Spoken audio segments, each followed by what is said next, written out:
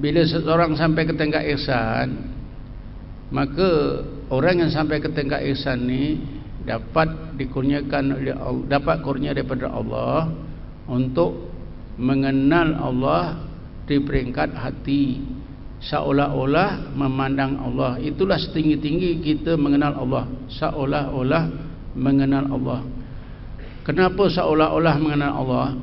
Ini ada diterangkan juga, dibayangkan oleh Imam Syuuti dalam kitabnya Ta'yidul Haqiqatil Aliyah. Oleh kerana zat Allah itu tidak boleh dilihat,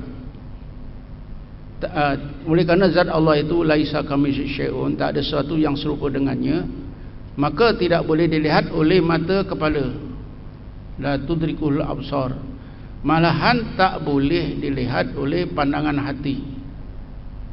Syekh Imam Syuuti menegaskan sudah diijma'kan oleh ulama ahli sunnah wal jamaah bahawa zat Allah tidak boleh dilihat oleh mata kepala dan oleh mata hati. Jadi apa yang dimaksudkan oleh hadis Nabi dan juga ayat-ayat Quran yang menyebutkan tentang tajalli Allah, maka hendaklah didasarkan kepada asas ini, seolah-olah melihat Allah. Pada masa itu orang yang sampai ke tingkat ihsan itu hanya melihat dalil mengenal Allah di alam malakut dengan pandangan roh atau hati saja. Ketika itu terasalah wujudnya Allah itu begitu hebat.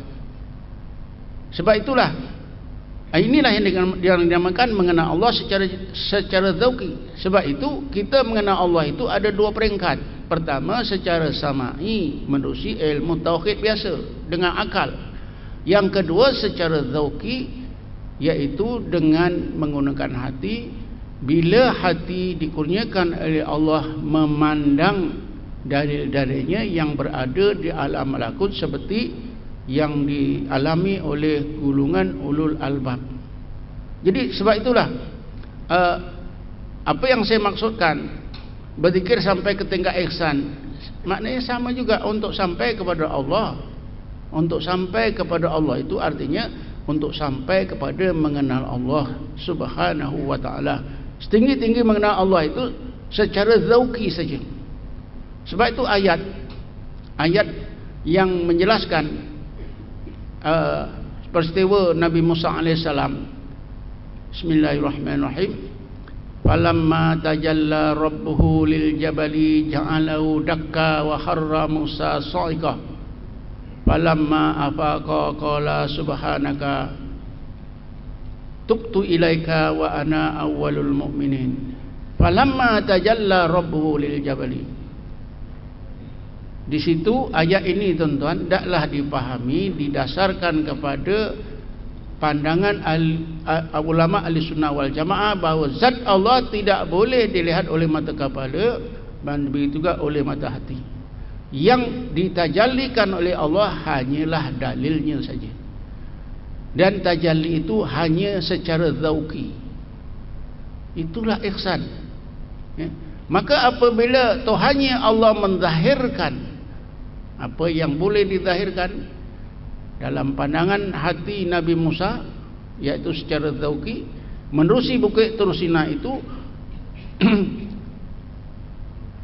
wa kharra Musa sa'iqa, menjadikan Nabi Musa jatuh pingsan fana. Jadi Nabi Musa pernah dikurniakan oleh Allah fana. Jadi ketika itulah Nabi Musa merasa wujudnya Allah secara zauqi, bukan memandang Allah dengan mata kepala dan bukan memandang Allah dengan pandang hati. Hanya merasa. Dan kenapa Nabi Musa mesti memandang bukit Tur Sina? Karena bukit Tur Sina ini rabitah. Tanpa memandang bukit Tur Sina, Nabi Musa tidak boleh nak memandang ayat-ayat Allah yang tersirat di dalamnya. Sebab itulah rabitah itu wajib. Sebab itulah Allah berfirman, Bismillahirrahmanirrahim, fa ainama tuwallu fasamma wajhullah.